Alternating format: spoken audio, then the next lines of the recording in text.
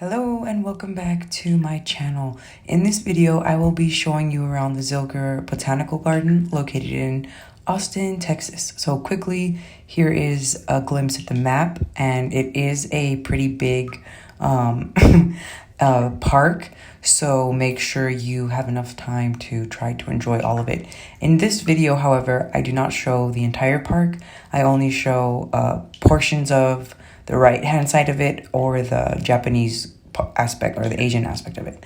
If you want to see a more in-depth, if you want to see more of it, I would suggest watching my other video where I'm not narrating the video, where it's just music and you can kind of you can see what the park has to offer a little bit more.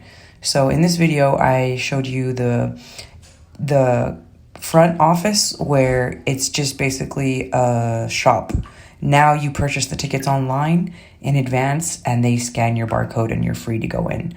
We did park pretty far, so we had to walk in the hot Texas sun, and we arrived at 9:55 a.m.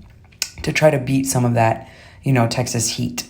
So here we're walking into the Japanese gardens, and we're going to, you can get pretty good views of the Austin city skyline, and for the most part, this area wasn't as shaded, but this park does have areas that are pretty well shaded, and I don't cover that part in this video, but it does have different hikes for people who prefer different things.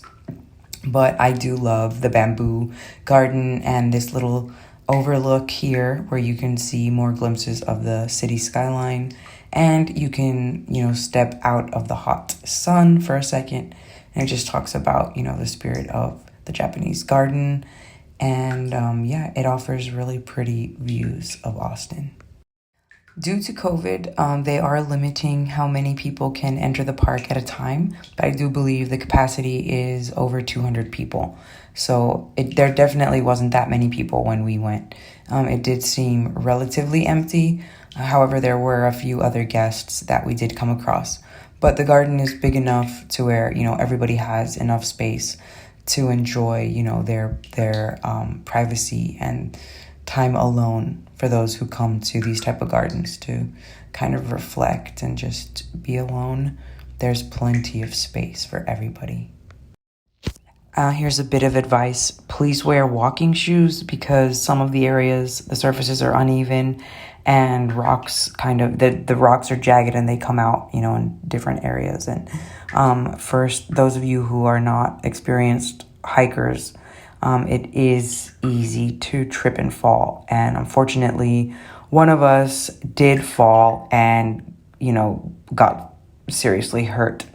So that ended. That's why I didn't get to cover the entire trip, because my mom fell. And yeah, it wasn't pretty. I was upset over the whole thing. But my suggestion is wear walking shoes and just come prepared for to walk on uneven surfaces. I absolutely love the koi pond, sorry. It's just absolutely tranquil and beautiful and calming. And that area is pretty shaded, so you can stay under the trees and just watch the koi fish as they swim by. And it's a beautiful garden. So this area is, has more space, and then that's the other side of the park. So if you continue walking to the left, you'll see the other side of the park.